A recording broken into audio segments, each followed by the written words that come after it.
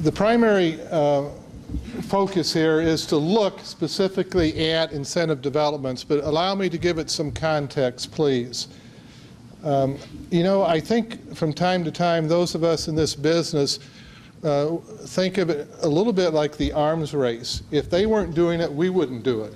And wouldn't it be nice if we went back to the days of Leave It to Beaver or Father's Knows Best, and you just didn't think about this thing? I think from the post-war era up through the 60s and into the 70s, things almost happened on their own, it seemed. And the public didn't play a major role. If it did, it wasn't very apparent.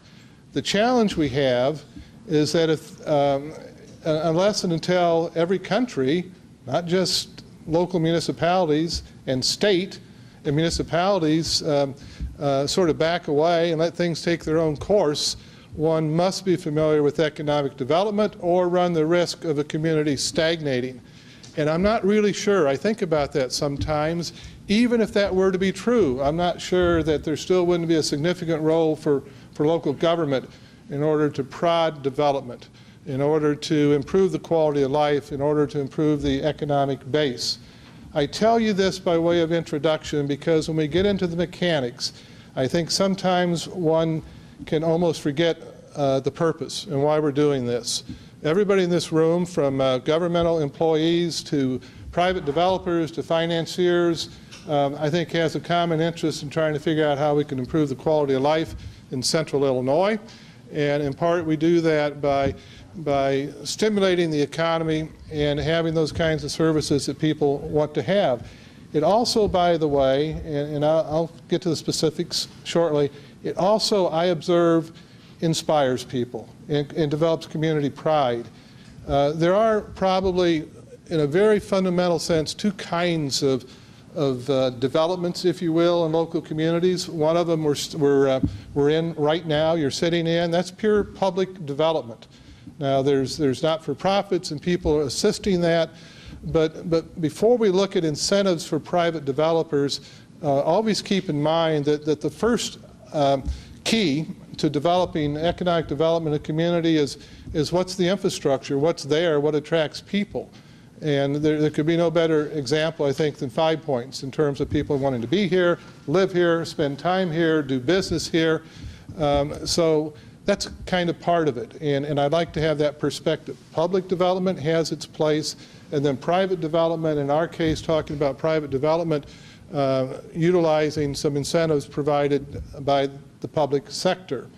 Now, the public sector can do that in a number of ways. It can do it specifically by providing public infrastructure in terms of roads and utilities that service a site, making it better for development. It can do it by having zoning-friendly regulations and so forth. It can do it by having a one-stop shop, making it easy for people to do business with that community. But our real focus is upon providing economic incentives. There is a list. And I'm not sure how much I'm going to use this. It's not very exciting PowerPoint. Trust me. We can push the next button, though, if you don't mind. Oh, there you go. So first and foremost, tax increment financing. I look around the room, and I know, because I know a lot of you, there's different levels of understanding, different levels of experience. I'm going to operate under the assumption that if I cover some basics, that's okay. For those of you who have some expertise, it's still maybe a nice reminder or summary.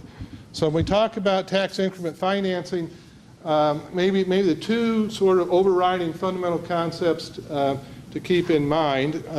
One is the basic notion itself, which is to say you take a piece of property that has a certain assessed valuation. Say it's $100,000, and there's a tax rate of 6, so it generates $6,000 in real property taxes. You improve that through a development with some aid from the public entity, and now it has an assessed valuation of $600,000. You've increased the assessed valuation by $500,000. You've increased the real property tax by $30,000. That's the increment. You take the incremental increase in real property tax and you use that in part to help pay for the development costs that were necessary in order to get there. That's the concept number one, the basic structure and idea behind the TIF.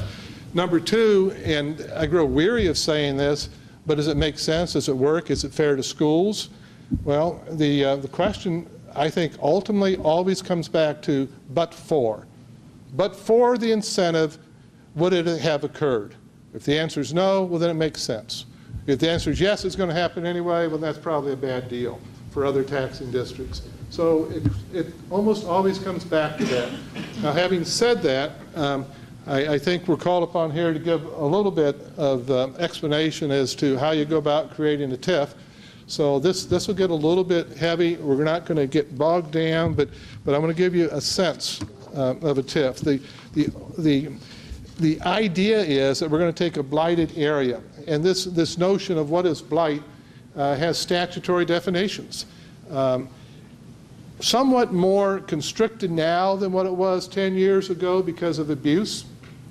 I tell people that I remember standing at Union Station in St. Louis for a session on TIF about 15, 20 years ago, and being told, if you guys fool with this, we'll cut it out, we'll cut it back. And indeed they did, because they're talking about a TIF in those days where the state of Illinois would take its sales tax and make it available as an incentive. And that's like gone, because people were, let's say, overly aggressive. But at any rate, to create a TIF, the first requirement is that one have 1.5 acres of contiguous area. And then we get into a concept that's going to keep reappearing on us. Let's think in terms of 4 different ways to qualify the territory as a TIF. 2 of them pertain to improved property, and 2 of them pertain to vacant property. As to improved property, one has to find that there is present within the territory, this is one of the ways, present within the territory at least 5 out of 18 characteristics. 5 out of 18. And these characteristics have to be present in a meaningful way, not just incidentally or nominally, but in a meaningful way, and they have to be present, distributed throughout the territory. Now, what are the 18 characteristics? Dilapidation, buildings falling apart. Obsolescence, buildings not falling apart, but it's really too old to be functional. Deterioration, which it's similar, but it means in deterioration the windows and the doors and those kinds of secondary elements are not serving the purpose anymore. Presence of structures below minimum code standards, that's fairly well understood, I think, as to what that means. Illegal use, it's a drug house. That doesn't mean illegal use in terms of not meeting code. It means something more nefarious than that. Excessive vacancies, a lot of empty buildings, lack of ventilation, light, or sanitary facilities. As to that structure itself, inadequate utilities means the overhead and the underground coming to the structure are inadequate. Excessive land coverage and overcrowding, think in terms of your traditional sort of, Manhattan scene where there's all these tenements, people are crowded together, it's not healthy. Deleterious land use or layout, that's where you have mixed uses. It doesn't make sense how this community is functioning together. Environmental cleanup, that could mean that the US EPA or the EPA has found there's a problem there, or it could mean there's been a study done by an expert that says this property is contaminated, this property is challenged, this property is hard to develop. Lack of community planning, that's typically a place where this area of the town developed before there was plan use regulations. Or then another category is interesting, that 3 out of the last 5 years that property didn't appreciate as much as the rest of the property in the community, or 3 out of 5 years it depreciated, or 3 out of the last 5 years it didn't keep up with the cost of living. That becomes another characteristic. And I think I went through 18, so you got to have 5 of those prevalent in order to qualify as a blighted area. That's one approach.